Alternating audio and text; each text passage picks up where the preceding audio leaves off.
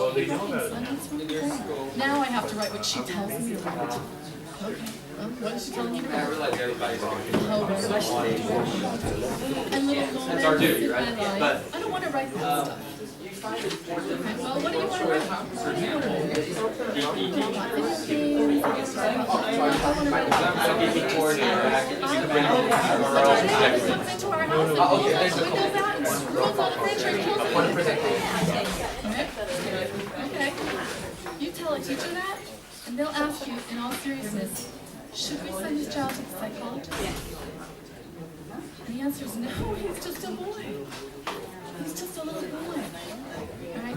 It's not okay to write these kinds of things in classrooms today. So that's the first reason. Zero tolerance policies and the way they're lived out. The next reason that boys' cultures are out of sync with school cultures, there are fewer male teachers. Anybody who's over 15 doesn't know what this means. Because in the last 10 years, the number of elementary school classroom teachers has been cut in half. We went from 14% to 7%. That means that 93% of the teachers that our young men get in elementary classrooms are women. Right? Now, what's the problem with this? Women are great, yes, absolutely. But male role models for boys that say it's all right to be smart. We've got dads, we've got pastors, we've got scout leaders, but ultimately, 6 hours a day, 5 days a week, they're spending in a classroom. And most of those classrooms are not places where men exist. And so they say, I guess this really isn't a place for boys. This is a place for girls. And I'm not very good at this, so I guess I better, go play video games or get into sports or something like that, because I obviously don't belong here. Men don't belong here, that's pretty obvious. So that may be a very direct way that we see it happen. But less directly, the lack of male presence in the culture. We've got a teacher's lounge and a conversation about Joey and Johnny who meet each other up on the playground. What are we going to do with these boys? The answer to that question changes depending on who's sitting around that table. Are there men around that table? Are there moms who raise boys around that table? You'll see that the conversation changes depending upon who's sitting around the table. Third reason that boys are out of sync with school today. Kindergarten is the old second grade for us. We have a serious compression of the curriculum happening out there. When you're 3, you better be able to write your name legibly, or else we'll consider it a developmental delay. By the time you're in 1st grade, you should be able to read paragraphs of text with maybe a picture, maybe not, and a book of maybe 25 to 30 pages. If you don't, we're probably going to be putting you into a Title I special reading program. And if you ask Title I teachers, they'll tell you you've got about 4 or 5 boys for every girl that's in your program in the elementary grade. The reason that this is a problem is because the message that boys are getting is you need to do what the teacher asks you to do all the time. All right? The teacher's salary depends on No Child Left Behind and Race to the Top and accountability and testing and all of this. So she has to figure out a way to get all these boys through this curriculum and girls. This compressed curriculum is bad for all active kids. And what happens is she says, please, sit down, be quiet, do what you're told, follow the rules, manage your time, focus, be a girl. That's what she tells them. Indirectly, that's what she tells them. And so this is a very serious problem. Where is it coming from? It's coming from us.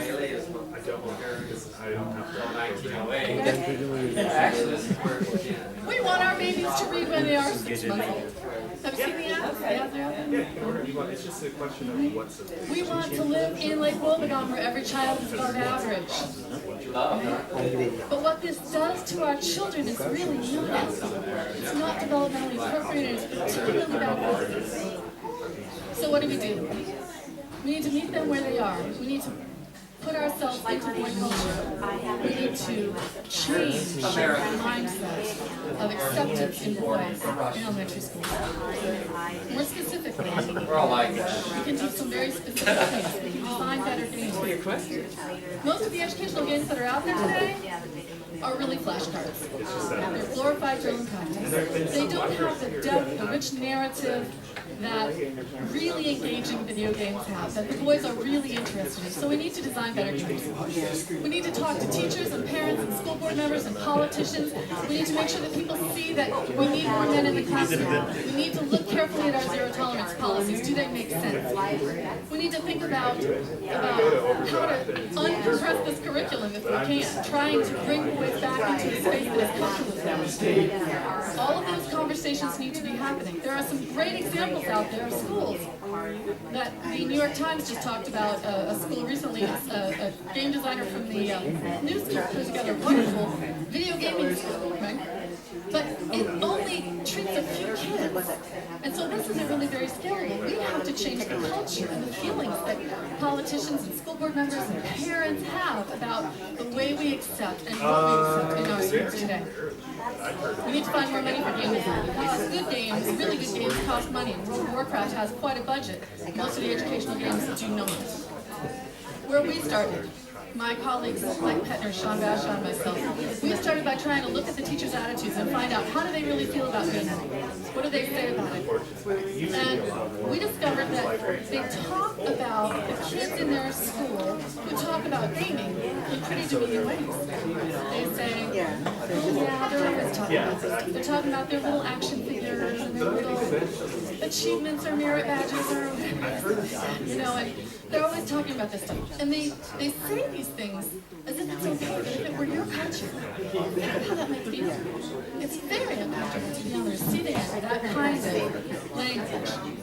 They're nervous about anything that has anything to do with violence because of the zero tolerance policies. They're sure that parents and administrators will never accept anything. So we really need to think about looking at teacher attitudes and finding ways to change the attitudes so that teachers are much more open and accepting of boy cultures in their classrooms. Because ultimately, if we don't, then we're going to have boys who leave elementary school saying, well, I guess that was really just a place for girls. It wasn't for me, you know. So I've got to do gaming or I've got to do sports. If we change these things, if we pay attention to these things, and we re-engage boys in their learning, they will be elementary school saying, I'm smart.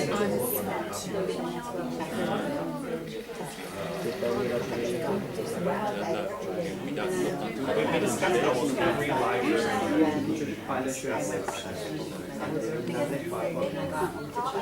Right now, follow.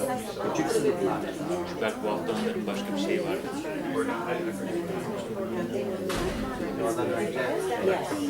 Sen Japonya'ya gidiyorsun. Ben buraya bakıyorum.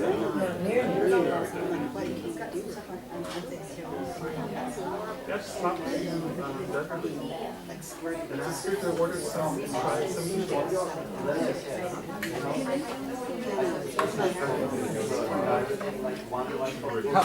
You're James. Oh, my eyes are bothering me. Malcolm, Dominic. I should get them. One-to-one. Are you in 6? Yes, I know that. What they're talking about is Yeah. 2 I'm mix.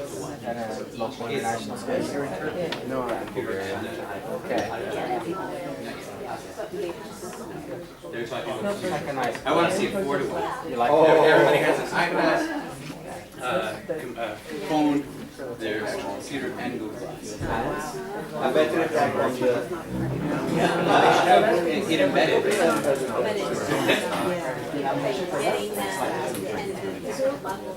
Yeah. Yeah. No, I would be open to looking at it.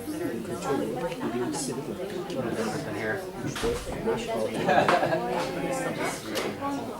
a good time. It's a long time. A long time. Home. Yeah, she would. From I was just there. Oh, wow. Chance. Not that more, my more. No, it's a great idea. In the winter and spring. We've been there for 4 years. It's got different seasons. We lived in Asia for then the Philippines for 2 years. Yeah, exactly. Is there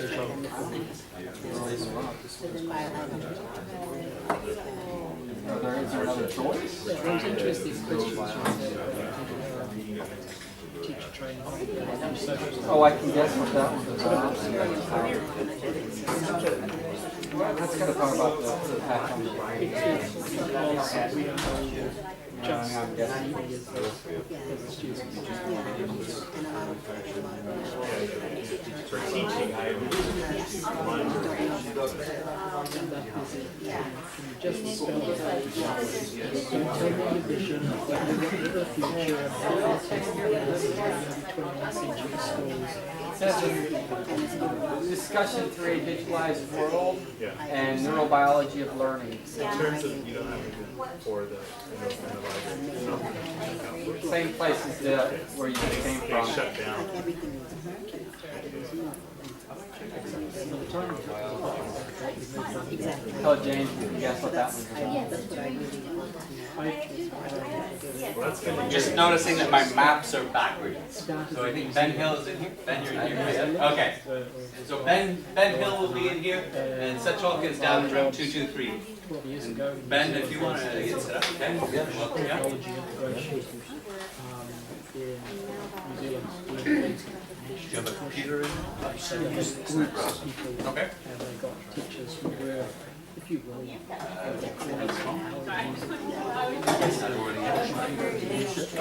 so sorry, that's just me.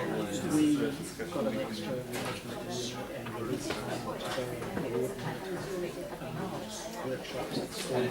This was at the stage where the biggest fear of teachers was that they would break it. Yeah.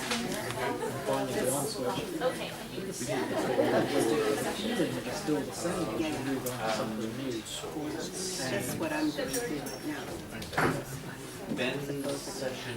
I have a lot to do with. That gives details about it. So here. There's just so much pushback from the teachers, and they're really afraid. A, that they don't know what to understand. B, that the students know more than they do. And C, that they can't control it. I don't think This is Ben. And Setchalk is down there. everybody's like digital natives. They just know how to go and do whatever. World of Warcraft, no problem. Yeah, they don't know regulations.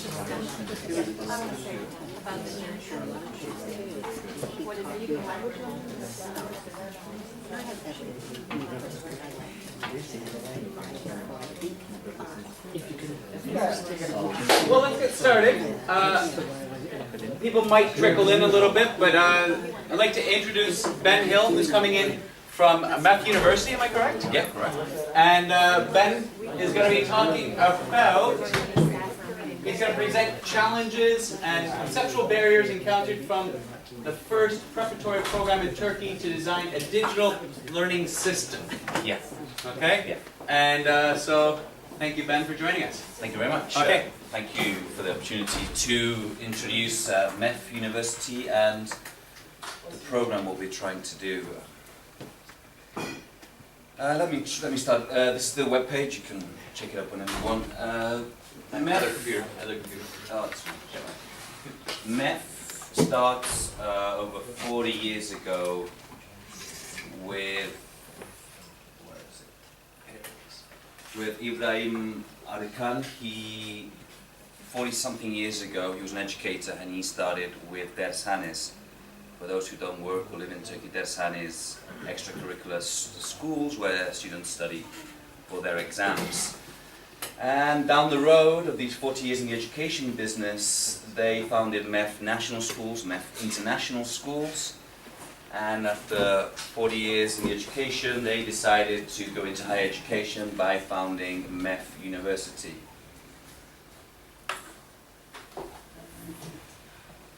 Here is, again, information about Mr. Ibrahim Arkan.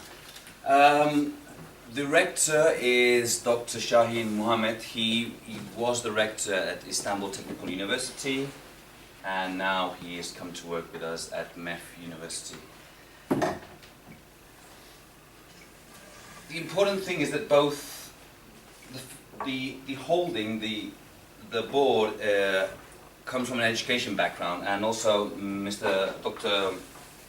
Mohammed Shahin have an education background, and they have a vision of a university. As you probably know, some of the most interesting things about MEF University are the 3+2 and 3+1. This is new in Turkey. It's 3 years undergraduate, 2 years masters, hopefully been abroad, and also it's one of the first universities in the world which will use flipped classroom throughout the whole faculty.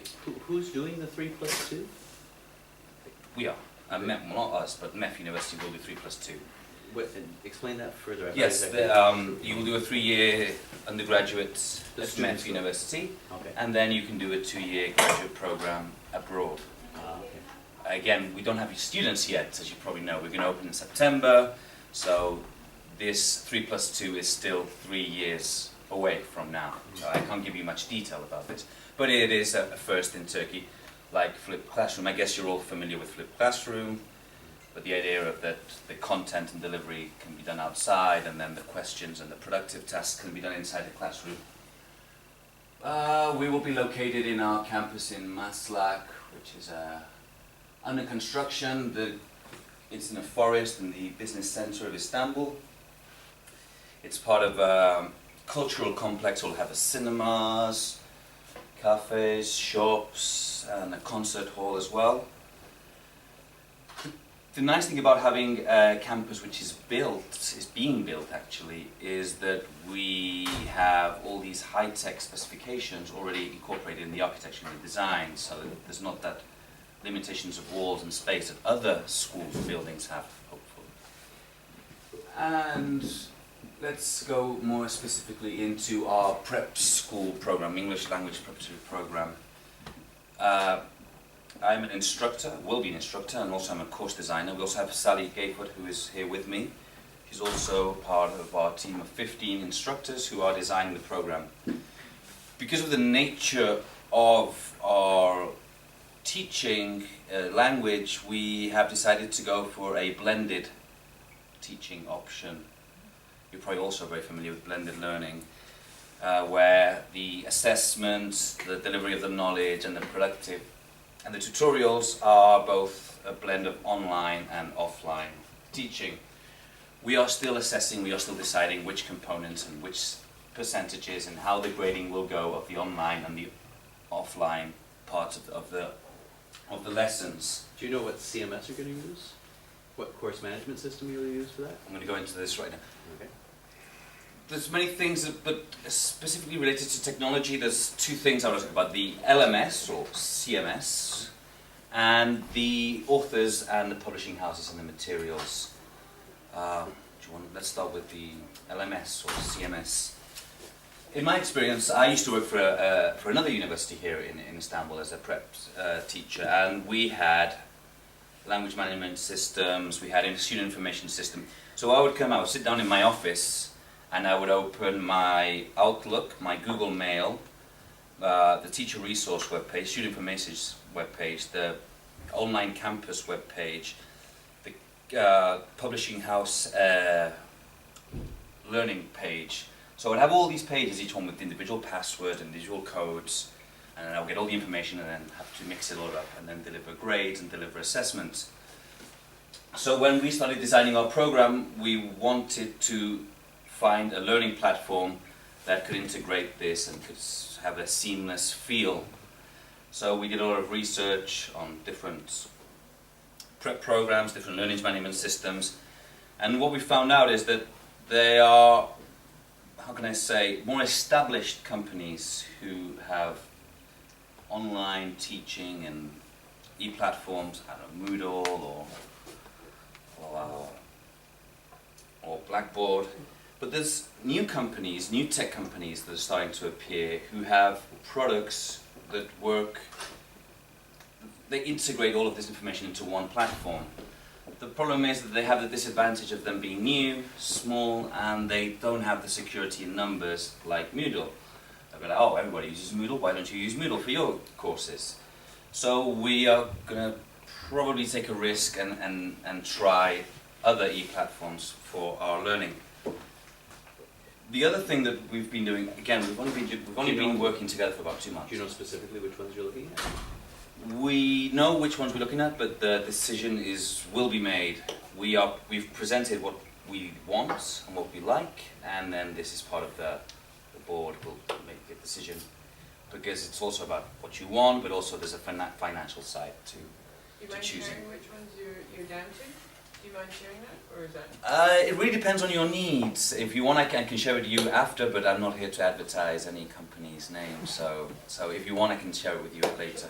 But it really depends on your needs. As a prep program, we had our needs listed, and one of them kind of covers what we need. Some other interesting information that we've been working on recently is publishing houses and authors.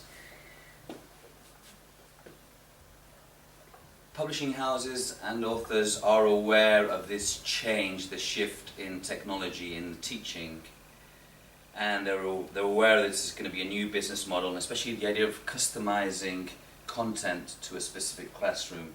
And this is what we are working very hard in.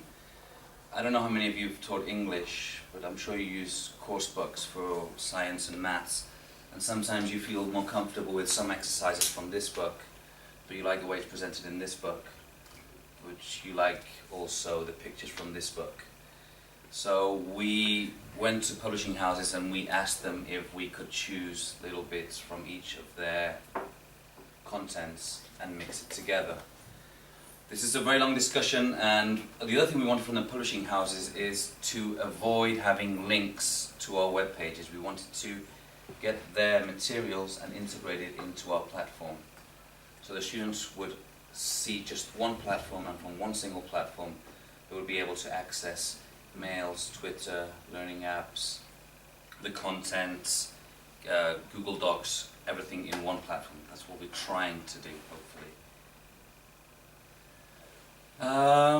Well, this is a short presentation about MEF. If you have any questions or anything you'd like to ask, or any feedback, or any advice for us, we're just starting with... Yes, please. It's to do with the flipped classroom, which I've been trying to use, talking about, reading about. And I was interested in what you were talking about, the blended classroom, which is very much a similar idea, that you said the students would do the reading and maybe the tests and then use class time for productive time. Are you keeping the same class time, or are you reducing the class time so the students have more time to do the other content outside of class? We're trying to reduce the amount of contact hours, both for the student and for the teacher as well. The teacher will spend a lot of time online grading and checking, so he also would like to spend less hours in contact with the students. So yeah, there will be a reduced number of contact hours. But there's also rules and regulations by the Ministry of Higher Education of Turkey that constrains us, so it's not ideally what we would like to do. You've got to also bear in mind the limitations. Follow, that's, just to clarify, that's for schools, secondary schools, international schools, is when we talk about a flipped classroom, if every subject area for a student flips their classroom and gives the student half an hour or an hour of reading and prep time beforehand, that is a colossal amount of time for the student. So it's a great idea to be able to separate it, but we're in the constraint that we can't reduce our contact time, not easily. Not easily. So, because we're a private foundation university, we do have a certain amount of freedom compared to national schools, but still there is government requirements to the amount of contact hours you have to give during the whole course as an English prep school. Yeah, we do have a constraint. Any? Yeah. So you said that you're talking with the publishers to get your content together. So on your team, I mean, every class has different needs. So every class will have design content, or you'll have a particular. It sounds like a lot of work even for the publishers. It's a lot of work for us and the publishers. Hopefully we're going to divide our prep program by skills. So there'll be 4 to 5 skills, and there'll be 4 levels in each skill. This means about 20 courses should be made. Yep. And so are the teachers going to be in charge of particular skills, or will the teachers have to teach all 4 skills? Teachers will teach all 4. Again, this is not set in stone. We're still designing this is a pilot program. We want to be a really tech university. We are interested in using apps and iPads and technology and an online way and clouds. This is why we're here to learn from your expertise. You've been in the tech education longer than we. I've only been here for 2 months. So yeah. Yeah, I was saying that because it sounds like an awful lot of work for somebody. I mean, I'm thinking if I'm a teacher and I'm teaching 5 skills, X number of contact hours per week, maybe 20, 24 contact hours, plus you're having blended learning, plus you're flipping the classroom, that's like a 60-hour work week or something like that? That sounds really too much. When we've interviewed other flipped or blended practitioners and research, we've checked research, it does say that the #1 problem is that teachers work more and are more stressed. And when we were reading this, it's like, well, I don't want to teach blended learning, then I'll just go back to traditional teaching and then that's it. I'm less stressed. I go in there, I teach and I go home, it's fine. But with this integration where all the tools and all the data and all the Excels connect with each other, that saves you a lot of administration part of the work. And if we design a course, instead of designing a course, we're designing the course inside out. We check all the materials we want, all the options, all the apps, all the information available. We pick what we want and we design the course. And because we are starting from scratch, we have the chance to build a strong course. The ways we'll use. We're not teaching right now. Yeah, but I was going to suggest though is that instead of having all teachers teach all skills, maybe have them specialize and teach, maybe this person teaches reading, this person teaches writing, and then at least they'll have time to go in depth in what they're doing and do a good job teaching the skills. But if you have to teach 5 different skills, I think and try to come up with 5 different interesting tech solutions for all these things, and also grade papers, and also deal with student issues. And the amount of students you'll have, technically. I think that would be maybe a better way. Again, we haven't decided this yet. The skills could be paired as well.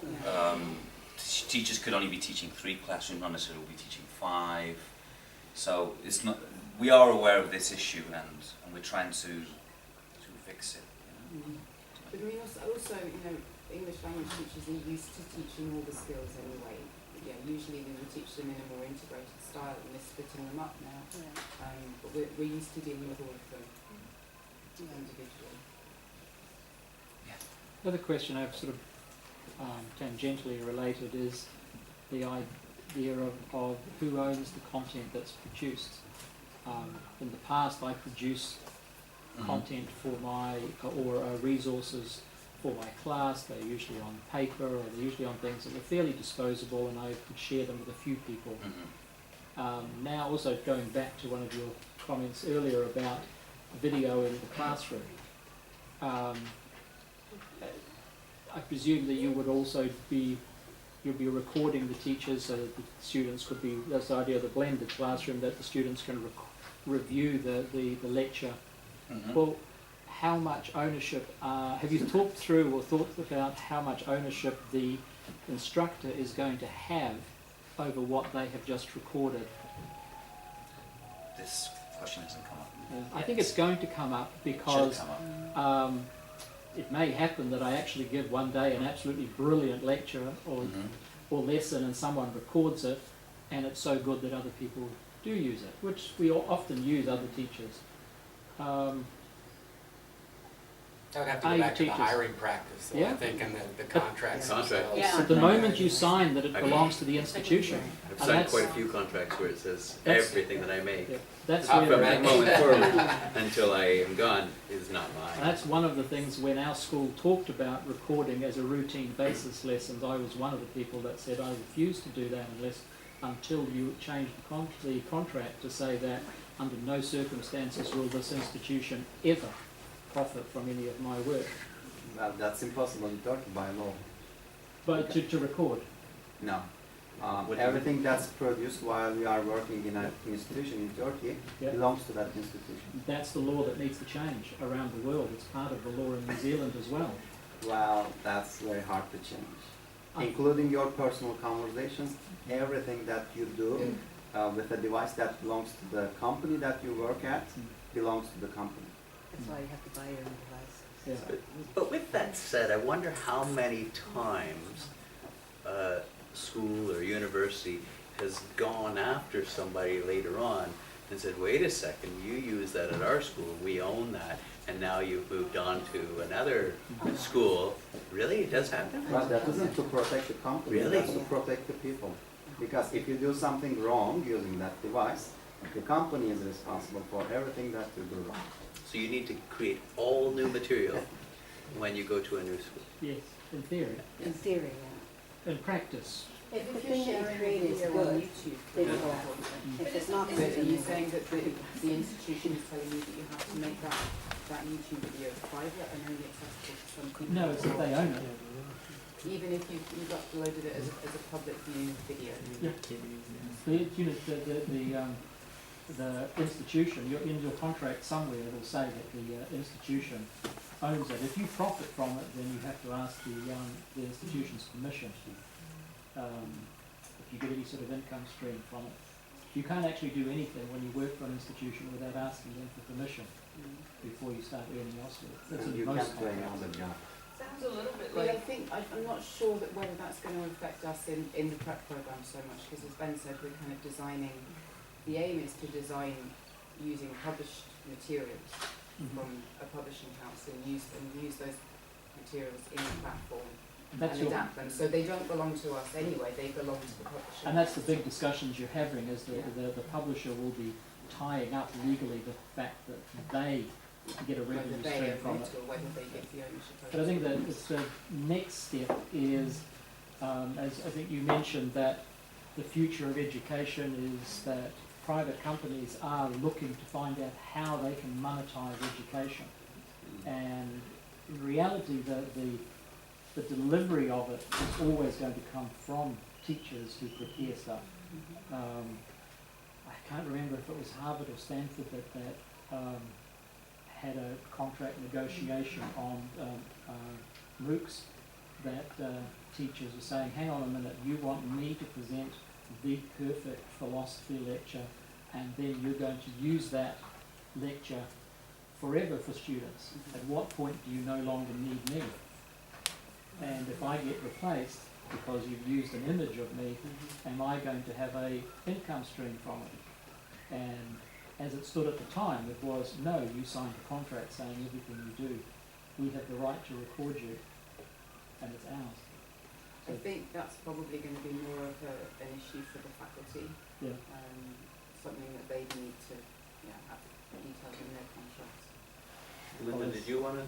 well, no, it just makes me think about the whole open learning movement, Curtis Bonk, the word learning is open, and that whole movement and the copyright laws that are not up to date with how we use and remix digital content all the time.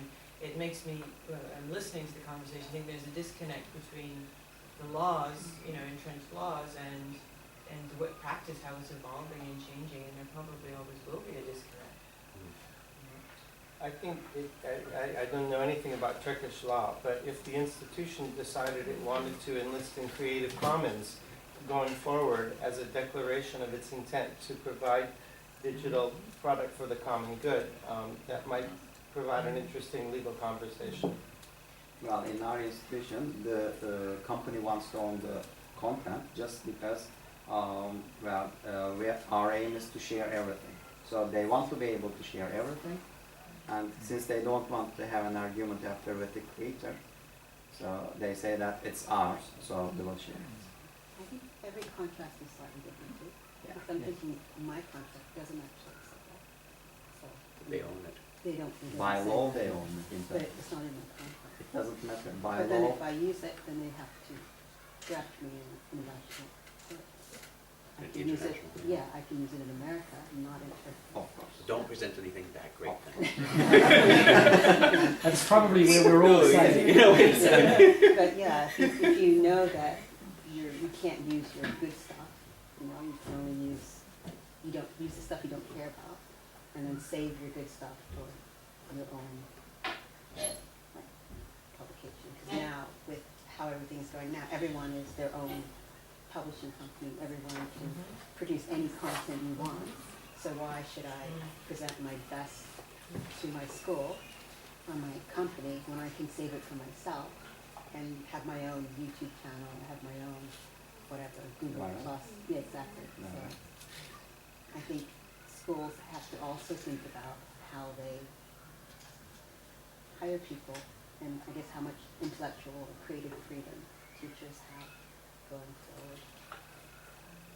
I think what you're saying, where Turkey has that law, and of course then Prague or Czech Republic has a different law, and Bulgaria has a different law, and yet a lot of us think of laws as though they're American laws, even though I'm Canadian. I go, oh well, it's American. It's like, oh man, this is very different.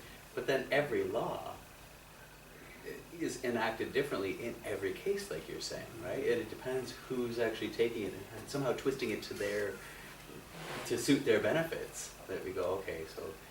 And that's where, like Tom was saying, Creative Commons offers a wonderful place for communities everywhere to be able to operate under those, you know. And I think all education should be Creative Commons. I think that should be an international mandate, that if you're creating something for education, that it should be Creative Commons. Share. Well, doesn't YouTube now default to the default license is a Creative Commons? Is that happening? I for some reason have read that. Really? I may Maybe be wrong. YouTube, but not YouTube Vivo. You know, I may be wrong, but That would be interesting to find out. Yeah. I was listening to a podcast about that because I think that's a really fundamental part of that kind of sharing. With Creative Commons, even with Creative Commons, when you put a Creative Commons license on it, you're still the owner. So that's still your work. So then who's going to put the Creative Commons license on it? Is it the school or is it you? And I think that's the issue, not do we share it, but who's in control of the sharing, who's it being attributed to. And it also with Creative Commons, you can still change the license. There's not just one license. You can actually demand to be the author of that work. So, and even without Creative Commons, anything you create is your own to do with what you want. Even though you've got a contract, if you created it, you're the owner of it under all copyright law. Not if I, yes, if you've created it. If you created it. Now, I'm in my classroom and I have created a great lesson and it's videoed. Do I still own that? Because the sources that you have used belongs to the institution, and you are also being paid for giving that lesson. It's still your work though. So even though the school says we own it with you, if you sign that contract, it's still your work. They have to attribute you. Then this That's building. you're the owner of that. Well, with that You're the building. creator. But I would say in Bulgaria we have the same school didn't law. create The it. school owns the work that you do. Okay, then do you mean that this building belongs to the people who built it? The workers? So that's a big discussion, I think. That's an interesting way to have a metaphor, yeah. I think what you said was that, or someone said that the law is way behind where we are, and I didn't mean to put a dampener on the idea of creating new material and sharing it. It was just something to think about. In some areas where if it can be, what is it, the mantra that if it can be automated, it will be. If it will be recorded and repeated, it will be. I mean, most of our jobs as teachers is never repeatable. Your interaction with the student and that light bulb moment comes right there. It's not going to come from a recording that you did a year ago. So I think most of us are pretty safe. But I think that boy who created that rap about the slope, I used to teach mathematics. I think I could just easily put that on and say, got it, and move on, and just go around and check. I know how slope works now too. So, yeah. Yeah. But it's, so we're able to now create things, and There's an interesting movie, it's called Ripped. I'm not sure who's seen it, but it takes, so we're concerned about it as do we own it and education and everything, but this movie looks at the music recording industry and the movies and whatnot, but then where it gets really scary is when we start to think about medicine, and when people are holding patents and they won't release a patent, and they might own the patent to like cure cancer or cure like some really, really awful diseases, and it's like, no, we own it. And so no, you can't have that. And that's where it becomes, wait a second, these laws really need to be rethought. Like they're helping one small set of people, and they're really, really not benefiting society. And I think, you know, going back to the education, I think that everything should be, you know, Creative Commons, and that needs to be able to be shared. Even patents are only about 20 years. It depends, because I think Disney is going, and it used to be 20 years, but now they're getting like 100-year patents. They're changing the laws because they're powerful enough to do that. So it's just like, well, the digital world changed a lot of things. For example, do you know that you can use the school phone to call your mom or house or any other place and use it personally for a reasonable amount of time? The law says that you can use it for a reasonable amount of time, but it doesn't state how long that is. So it's discussable now. so what are we having for dinner? And Yeah. the institution has to provide you a phone and internet connection if it exists in the school. So you can't deny that right from anybody that's working in the institution if you have that. Does that include Wi-Fi? Yes, exactly. It does. Yeah. By law, they have to provide you that. But they might say, okay, we're providing it on this device, but not for all devices. So that could And be you can use it personally. right. I'm still hooked on that reasonable, because my mother's idea of a reasonable phone is a lot different than mine. I'm 2 minutes, I'm alive, hello, goodbye. Wow. It's true. That's But if there's a Reasonable. some of these words, right? Well, that's where you can go. Okay, it was 1 minute, or it was an hour. Oh gosh. Ben. Well, thank you. I guess copyright will be the thing to discuss in one of our meetings when it comes up. Yeah. Well, that's it. I just wanted to introduce MEF University, to say that we're an institution interested in using technology for teaching. We really want it to be seamless. We really want it to be something very integrated in the student's life. They'll use it in prep, and in prep we're training them in prep to use it during faculty and then in their real life. So prep in Turkey sometimes is seen as a purgatory before faculty, a place where you're sent. Normally it's not inside the campus. You do prep and then you come to faculty, which is where the real education starts. Thankfully, MEF thinks that prep could be very useful as developing critical thinking skills, academic writing, creativity, tech-savvy students, etc. So we're having a lot of that part of the education integrated in an English language program, which is unusual in Turkey as well. And yeah, So you're starting this coming this academic year, yeah. So what about the kids that don't need prep? They're going to They go straight into faculty. faculty, and the faculty's also blended. The Everything's faculty will be flipped. They're engineering faculties generally. There's architecture, engineering, organic farming, and social studies. Yeah, they've got an education faculty. I think at the moment it's just primary mathematics, but in the On an engineering faculty, it's easier to use flipped classroom, but due to the nature of a prep program teaching language, you need contact hours with the teacher and you need productive time with the teacher. But yeah, blended prep school flipped would be faculty. Do your teachers think positive about this? Prep teachers or faculty? I haven't met faculty teachers yet, so I don't know. We have a cocktail soon, so we'll meet them soon. I don't know. I don't know about faculty members. Prep instructors are very excited about this. They do understand the idea of repetitive exercises. We've all probably studied the language and fill in the blank, fill in the box. These are repetitive things. Why do you need to be in school? Why do you need my time? If it's an error correction exercise, you can do that at home, and you could come to class with the problems. So yeah, I think most of us see the advantage of using a blended learning for language. Yeah. Do you think it might graduate to adaptive learning, where you're building that into it? Yeah, definitely. And well, that's it really. If you don't have any more questions or any feedback for us, I'd just like to say thank you very much to Tom and Bryce for the opportunity. Thank you everybody for listening.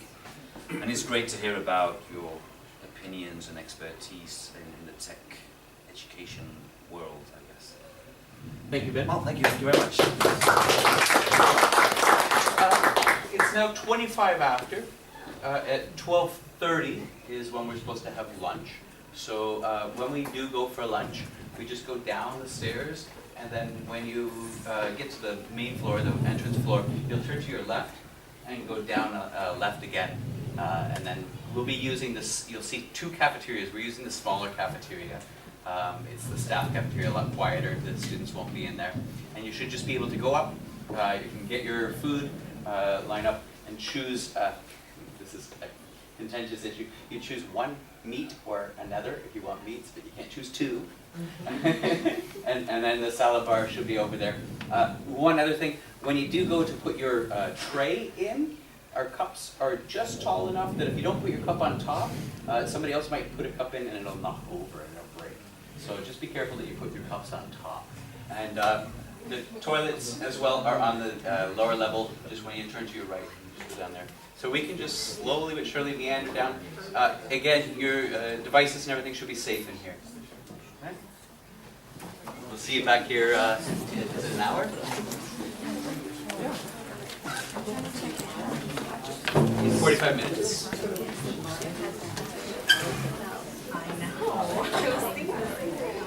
I know Disney was arguing to change things because some of their major, Mickey Mouse. Yeah, and so it's like, we can't lose Mickey Mouse.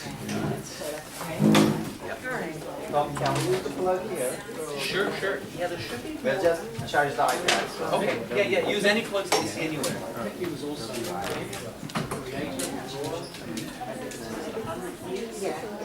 Right. and or a certain time after the length of the person's death. Yeah, right. And reach close to that point. This is our cash cow. We gotta go fight this in court and change the laws. Who knew that Netflix could last this long?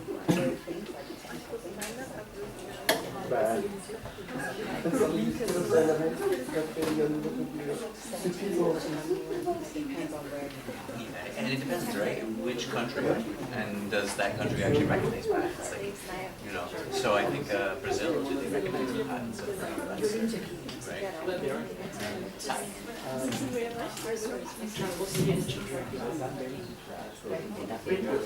Red Bull was made in originated in Thailand. If you go to Thailand and buy a Red Bull, you see a Red Bull can. It looks pretty much exactly like it is everywhere else. But it's owned by the company in Thailand. The person who owned it had a patent for it in Thailand. It never occurred to him that it would be drunk anywhere else. And the person who worked for him went and got the patents for the rest of the world. Spent What was this for? Red Bull. Red Bull. Got the patents for the entire world. And then, voila.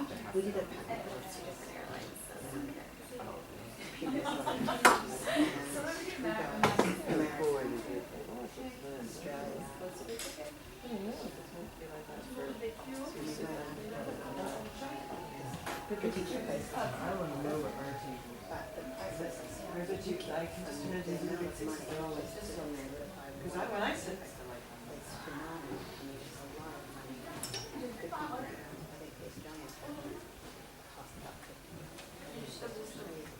just to get all the ducks lined up and all the lawyers involved and the search process and then trying to do that in 20 hours.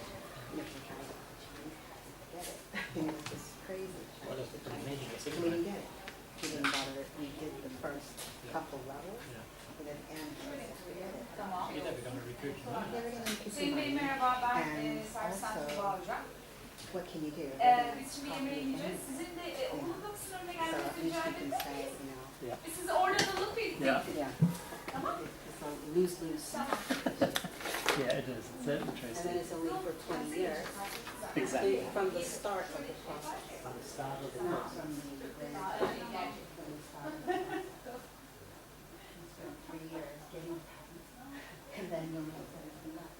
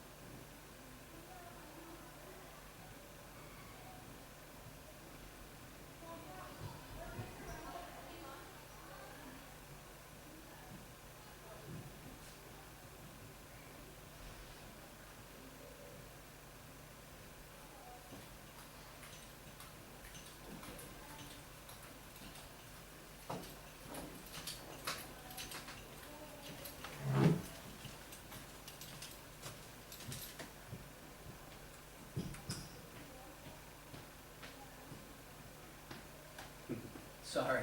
Yeah. I don't know how to, let me get it so that it doesn't time out. Oh, it's just screensavers. Is that what it is? Yeah.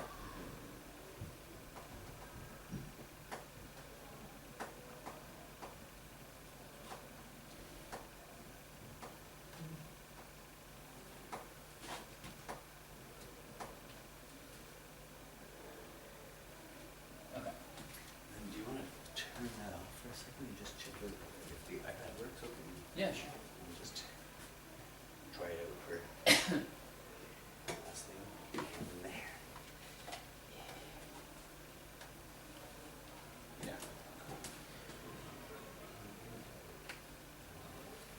So, alright, so we're gonna talk about what's next. Let's see. Swipe. Oh. Okay. Mhm.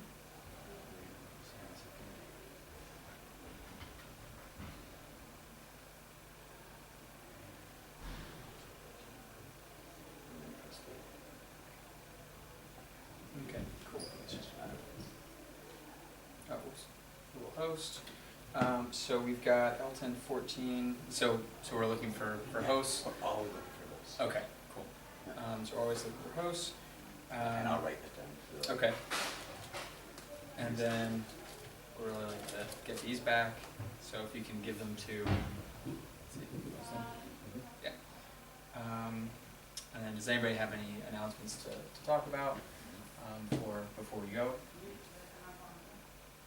Minor at LTEN.info is where you can get all the notes and documents and videos from our presentations. Resources. To sign up for the Google. Yeah, please sign up for the Google group to continue that back channel behind the scenes. Resource submissions from Robert College. Yeah, if anybody's here from Robert College or his, Right. Could you talk to your tech director and get them to upload? Send stuff from before Right. to me or to you. Okay. Yeah. Post-meeting survey, so if you can go to LTEN.info, the post-meeting survey It's there. is there. So they Okay. go to information for hosts, then Mhm. post-meeting survey, and choose L10 second. Okay, Okay, so that just, okay, you know. cool. And then thank you to library staff, operations staff, Erhan Jamal Salami, our tech guys, community relations department for setting up a lot of this, new literacies team for getting everybody here together, all the presenters, Kim Pafino, Linda. Crap is not people who speak it. It's people who hang out in. Right, it's okay. Well, let's do it. Okay.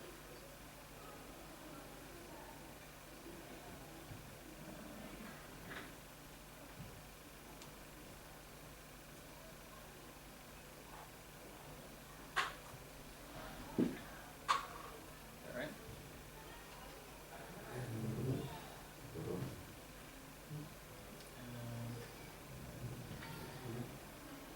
then people who made the trip to the remote campus.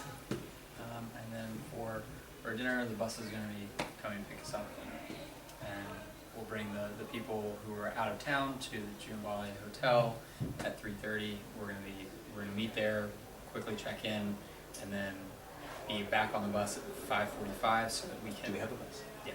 Okay. Yeah.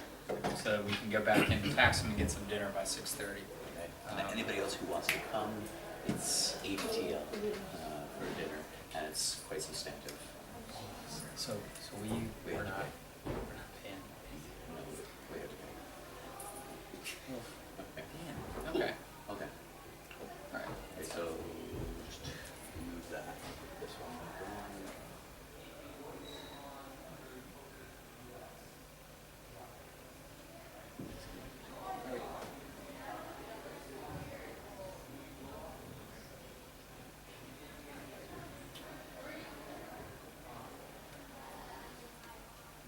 You know, it's always better.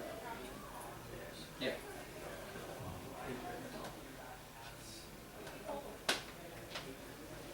It's okay. Are you doing this full?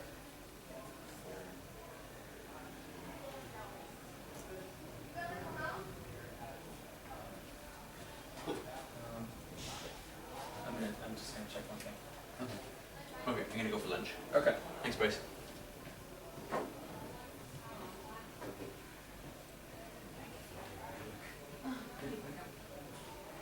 More people did show up, huh? Yeah. Did you go get lunch yet? You know where to go? Okay, follow me.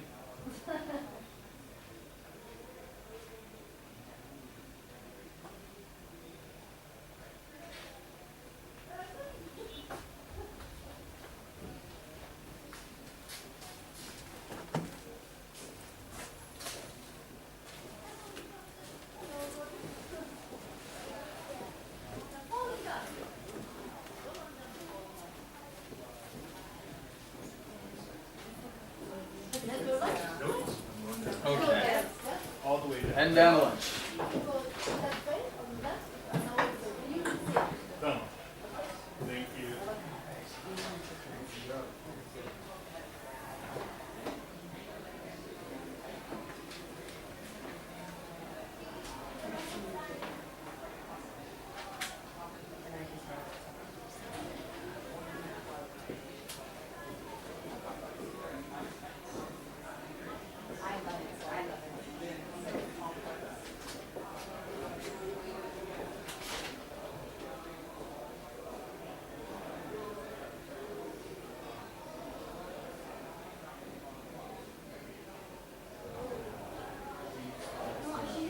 Yeah, not here. The meeting's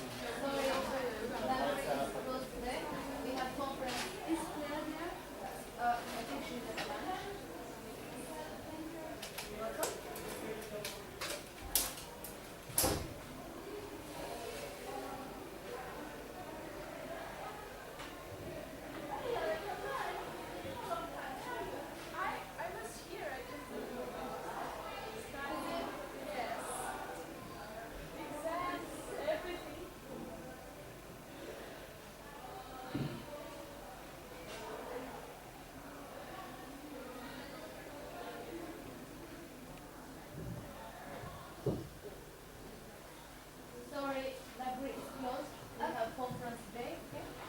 Sorry.